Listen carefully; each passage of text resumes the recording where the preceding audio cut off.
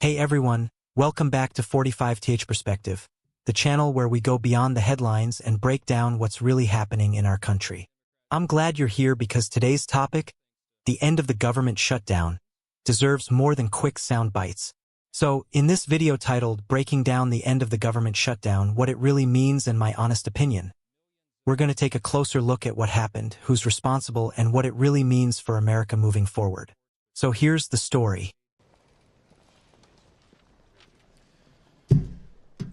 Well, good evening, everybody. We feel very relieved tonight. The Democrat shutdown is finally over, thanks to House and Senate Republicans who stood together to get the job done. Absolutely no question in anybody's mind now that the Democrats were responsible for this. What happened? Millions of American families went without food on their table. You had millions of Americans stranded in airports with their flights canceled and delayed. You had troops and federal employees wondering where their next paycheck would come from. The Democrats openly admitted, many of them said it in their own words, that they used the American people as leverage in this political game. They knew that it would cause that pain to the people, and they did it anyway. They did it for their own selfish purposes, their political purposes, and it was a game they played with real people's lives. It's something that is very difficult to forgive.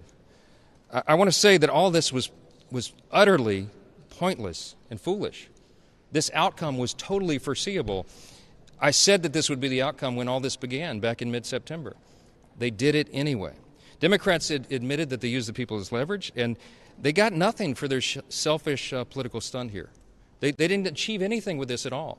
And anyone who studied history would know that shutdowns never yield any positive result. It just hurts people. I said on the House floor a little while ago that we did all this in good faith. From the very beginning, I was insistent about this. Our leadership team was.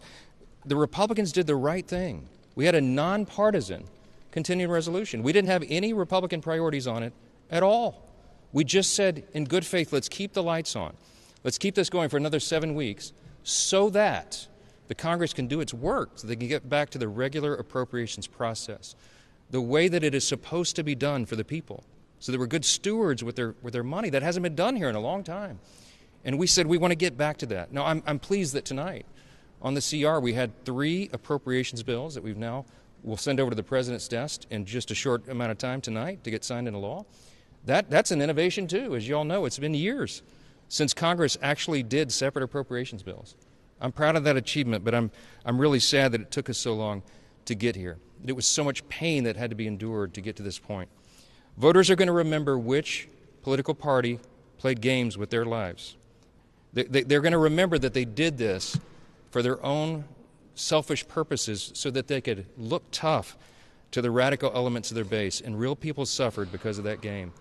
So now that we've got the lights back on, we've got the government reopened, the President will sign that triumphantly tonight, and Republicans will get right back to the work that we promised the American people that we will do. We're going to deliver for the American people, as we have been doing. And I'll leave you with this thought. There's a split screen in America right now. There's a split screen. On one side of the screen, you have President Trump and the Republican majorities in the Congress and the Senate and the House doing the work for the American people. Look what we've achieved in the first 10 months of this year. You can make an argument that it's the most productive season for a new Congress and a new presidency, a new administration, at least in the modern era, maybe of all time. Just in this short amount of months, we got the border secured. We fulfilled that promise. We are working on the crime crisis around the country. We have new trade agreements. We have a return to American energy dominance. We have cut taxes, the largest tax cut in U.S. history in a literal sense. We're cutting regulations. We're ending fraud, waste, and abuse out of government. We're shoring up the safety net programs like Medicaid so that it's there for the people that desperately need it, and it is not being abused by illegal aliens and by young able-bodied men who are not eligible to receive that. We are doing all this good work. The President, meanwhile, is using his authority to change the world, literally. He has ended 8 wars around the globe. All of this is happening on the Republican side and so much more. That's on one side of the screen, and on the other is the Democrat Party. And what have they done? What do they have to show for the last 10 months of government here? They shut the government down. They voted 15 times to close the government and exact that pain on everyone. We can never forget that. They haven't achieved anything beyond that except pushing ICE officers around and really spurring on political violence. So I want to say that there's a reason the Democrats are in disarray right now. There's a reason they don't have an identified leader of their party. There's a reason that their favorability, even amongst those in their own party, is at lowest of all time. They don't have a platform, a principle they can defend. They don't have a leader, except for Mondami, who's the new mayor of New York City and leading the party into Marxism and socialism. I think everybody should consider that split screen. I think you should look at it truthfully and honestly and objectively. And I think you can evaluate for yourself which party's working for the people. We're anxious to get that done, to work on health care and affordability and all the issues, to continue doing what we've done. And we look forward to rolling that out for you in the next several days. A few questions, yes? You said earlier that you would repeal that FBI provision that's in the bill right now. Do you have assurances from Leader Thune that he will bring it up in the Senate? I did call Leader Thune this morning. I want to say that he's a principled leader. I've enjoyed working with him. We've got a great working relationship and a good friendship. He's a trustworthy, honest broker. And that's why I was so surprised when we found out about that provision. It was put in our clean CR at the last moment. I'm just be honest, I'm very transparent with you all. I was very angry about it. I was. And a lot of my members called me and said, did you know about it? We had no idea. That was dropped in at the last minute. And I did not appreciate that, nor did most of the House members. Many of them are very angry about that. So we will be bringing that up. We'll probably pass it on suspension early next week, and we'll send it over to the Senate. I had a conversation with Leader Thune early this morning about it. I think he regretted the way it was done, and we had an honest conversation about that. I didn't ask him for any commitment at that time because I had a lot on my plate today, and I've been busy ever since that conversation we had early this morning. But I'm going to speak as truthfully to him as I am to all of you and tell you that I think that was way out of line. I don't think that was a smart thing to do. I don't think it was the right thing to do, and the House is going to reverse it. We're going to repeal that, and I'm going to expect our colleagues in the Senate to do the same thing. Mr. Speaker, you're for full transparency. So why not just urge all your Republicans to vote for this Massey Connell bill on the Epstein files next week? Put out all the files. Let the American public judge for themselves what these files are all about. Thank you for asking the question. We have been for maximum transparency of the Epstein files from the very beginning. What I was opposed to is the reckless disregard that was used in drafting the discharge petition. And we've been over this many times, but it was not drafted in such a way that it would adequately protect innocent victims. We have a responsibility to do that. There's as many as 1,000 women, by some estimates, of people who have been victimized because of the sex trafficking and Epstein and all these horrendous, heinous crimes, and we can't have them subjected to any further harm. So we wanted to make sure that whose names were properly redacted out of the files. But the discharge petition is not only reckless, it is also a totally moot point. The Oversight Committee has been working, as you all know, around the clock, working on this. And you have some of the toughest members of Congress on the Republican and Democrat side who are working in bipartisan fashion to go through and release those files. As we stand here tonight, I think we're up to over 50,000 pages of records that are out in the open. You can go online tonight if you're at home and go through it yourself. And the Epstein estate files thus far has been the biggest tranche of important information. We found that outside of the scope of the discharge petition because it was never even anticipated or included in the discharge. The Oversight Committee, well, let me finish. The Oversight Committee has been digging into that, and some of the most valuable information was in the estate files. It includes Jeffrey Epstein's own personal logs, his travel logs, his financial ledgers, his daily calendar. All this is now out in the public, and more is to come. Chairman Comer of the Oversight Committee has done an extraordinary job. You have, again, some of the most notable members in Congress working on that around the clock, and they will continue to have full disclosure. I want to say this tonight, and I think this is a shame to a lot of the Hill Press Corps. I'm not going to name any of you by name, but I haven't seen many stories written yet about the fact that we put the discharge up for unanimous consent on the floor tonight. The Republicans, the Speaker, and the Republicans asked for unanimous consent to just go ahead and pass the discharge because I think it's a moot point. The Democrats objected to the unanimous consent. Nobody's written a story about that. That's stunning to me. How can you miss that? If it was about transparency, if it was about full disclosure, there's two questions you should ask every Democrat in the House and Senate. Why didn't you bring this up during the 4 years of the Biden administration when the Biden DOJ had all these records the entire time? Nobody ever said a word about it. They didn't care. Now it's the biggest thing in the world. Didn't matter at all when Joe Biden had the files. And secondly, if they're for transparency and they really want all this to be out and there's such this urgency, then why did they vote down the unanimous consent to pass the discharge petition tonight? I can't answer that question, but they should. And every one of you should ask them about it. Yes. Thank you. There are several members of your own conference that support at least a one-year extension of ACA subsidies. Others have alternative plans. Now that you're beyond this and as January 30th deadline looms, are you willing to put any one of those measures potentially on the floor? I've been asked 100 times whether I'll commit to putting any ACA extension on the floor. What I have said from the very beginning, and we were consistent about this, and you all know from day one, the first order of business was to get the government open and working for the people again. It's the most basic responsibility, and we finally got that done tonight. And I said, as soon as the government was open, we would turn our attention to health care and all the other issues that are out there. We are willing to work and have always been willing to work in good faith with anybody in this building who wants to bring down the cost of health care. The Unaffordable Care Act, the ACA, did exactly the opposite of what they promised it. When the Democrats passed their health care law back in 2010, you all remember, the average American would have their premiums reduced by $2,500. They swore to you, and that was not true. And I think the people that drew it up knew it was not true in the very beginning. It was a lie. The people that were the architects of Obamacare, of the ACA, wanted single payer. They designed a system that they knew, they had to know, because they're really intelligent folks, was going to implode on itself. They knew that it was not sustainable. And what has happened since that time, and we're going to be going through this in great detail next week, get ready. We're going to take you through a timeline of who destroyed American health care. And I'll give you a hint. It didn't have anything to do with the Republican Party. It was the Democrats. They're the ones that gave you the Unaffordable Care Act. They're the ones that have been trying to subsidize it and prop it up and add to it ever since. We're the ones that have been trying to fix it. The Republican Party has. What has happened since the Democrats wrecked American health care is that your premiums have gone up by some cases 60%, in some cases more. And it's going to go up further. So their solution is right now they want to subsidize it further. They want to subsidize insurance companies. They want the COVID-era extension that was created by the Democrats themselves. They created the subsidy. They're the ones that put the expiration date of December 31 of 2025 on that. They knew it wasn't going to be permanent because it was a boondoggle. And now they're trying to claim it's Republicans' fault? The Democrats created it. The Democrats broke it. The Democrats are driving your cost up. Who are you going to trust to fix health care? It's the Republican Party.